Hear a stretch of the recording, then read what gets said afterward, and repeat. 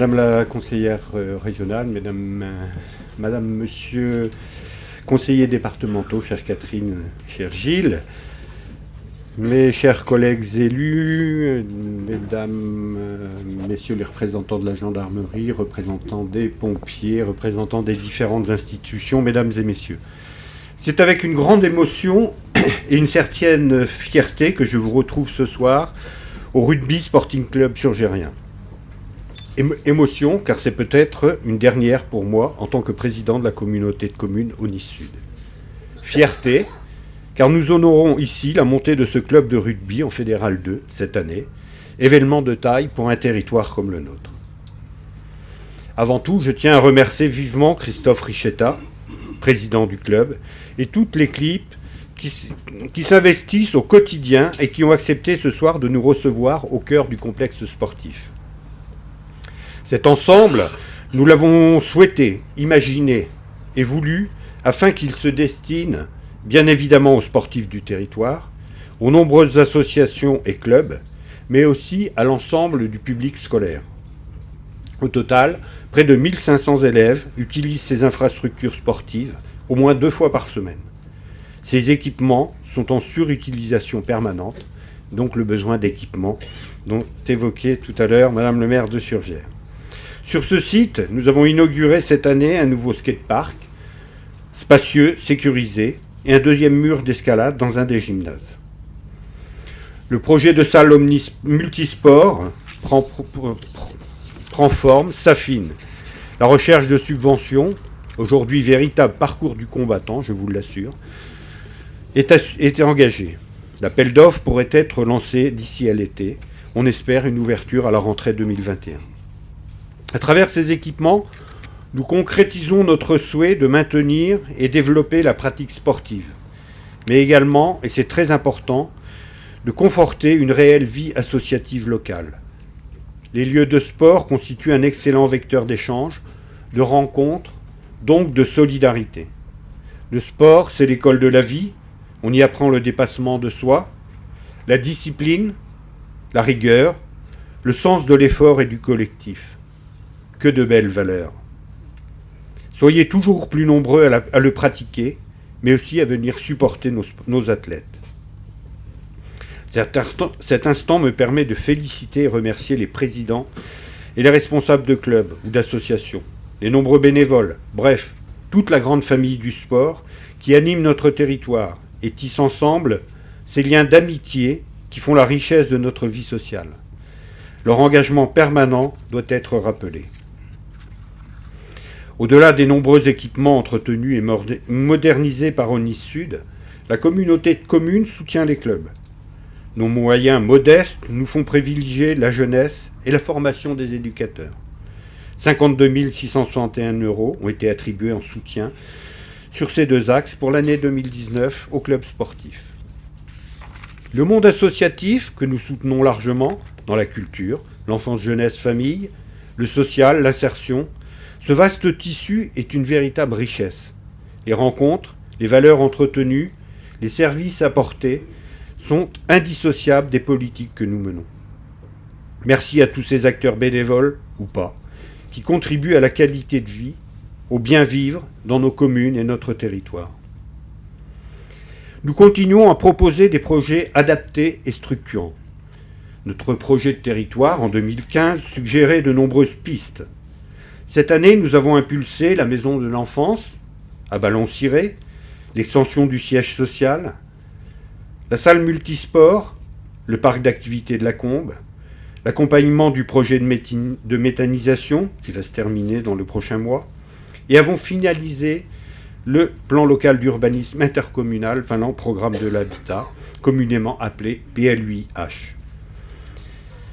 Par contre, le projet d'aménagement du pôle gare piétine. Sur ce dossier, ce ne sont pas les financements qui bloquent, mais bien la complexité du dossier et surtout le nombre de partenaires qui n'avancent pas au même rythme. Au risque de passer pour un radoteur, force est de constater que la simplification reste un vœu pieux, un rêve inaccessible, et tout cela nous coûte fort cher. Au Nice Sud, c'est l'ensemble des élus, des partenaires et des agents au service des habitants. Nous associons nos expériences, nos compétences et nos idées pour créer et entretenir une dynamique dans cet espace aux multiples atouts. Le travail à 24 ne s'improvise pas. Nous avons adapté nos fonctionnements, avons appris à assembler les forces des 24 communes. L'expérience de l'élaboration de notre PLUI-H est révélatrice de la mobilisation des synergies, de notre capacité à construire ensemble pour l'avenir. Le développement économique, l'accueil social, le sport, la culture, l'urbanisme, l'environnement sont nos fondements, nos priorités. La demande sociétale et l'évolution législative qui en découle orientent nos travaux sur de nouveaux axes. La question des mobilités est aujourd'hui réelle sur notre ruralité. La loi L'Homme, orientation des mobilités, du 24 décembre 2019, pourrait nous apporter des solutions, il faut y travailler. Les transitions énergétiques, au Nice Sud est à la pointe, mais il reste encore beaucoup à faire. L'évolution des modes de consommation suggère de multiples pistes. Sur le consommé local, les circuits courts, l'adaptation de l'agriculture, l'économie sociale et solidaire, où au Nice Sud fait figure de pilote sous l'impulsion de Cyclades. La notion de bien commun émerge de tous ces questionnements. Dans cette optique, il est un bien commun essentiel, c'est l'emploi. Beaucoup d'intercos se sont emparés du sujet. Malgré la baisse générale du chômage, notre territoire peine à pourvoir les offres d'emploi proposées par les entreprises. Le nombre de chômeurs de plus d'1 an reste beaucoup trop important. Plus de 1300 sur Nice Sud. À l'image de l'expérimentation territoire zéro chômeur de longue durée, que certains d'entre vous ont peut-être découvert à l'occasion d'émissions à la télé, j'ai proposé à mes collègues que nous nous préparions, au moins que nous réfléchissions à l'opportunité de candidater un futur appel à projet.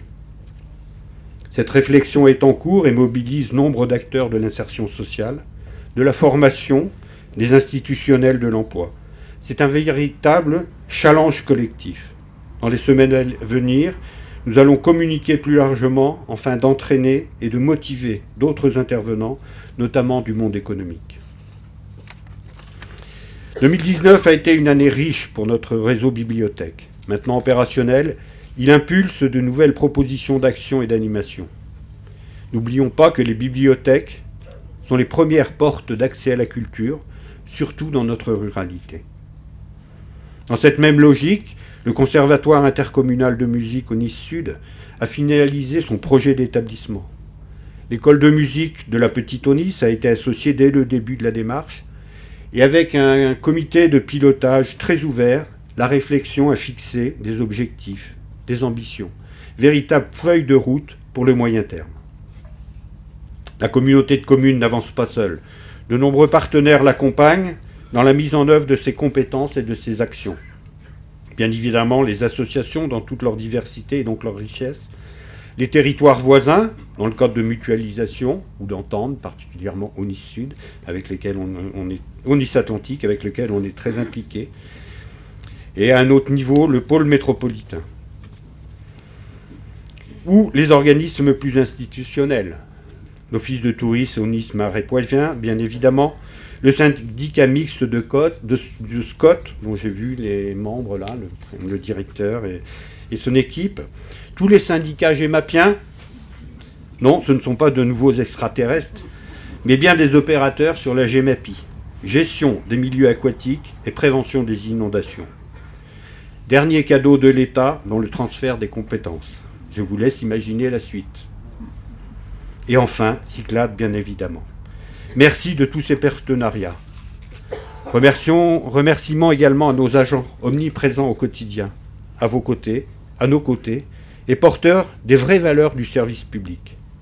Merci particulier ce soir aux services communication et services techniques qui ont préparé de longue date cette réception. Merci également à mes collègues élus, participants et acteurs inlassables dans nos commissions, nos bureaux et conseils communautaires. Vous êtes les vecteurs et les animateurs de la démocratie.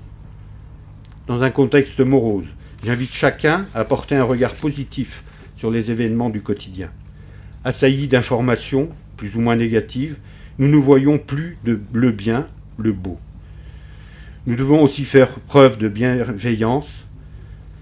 Je vous souhaite à tous une bonne et belle année 2020 en Audney Sud. Merci de votre attention.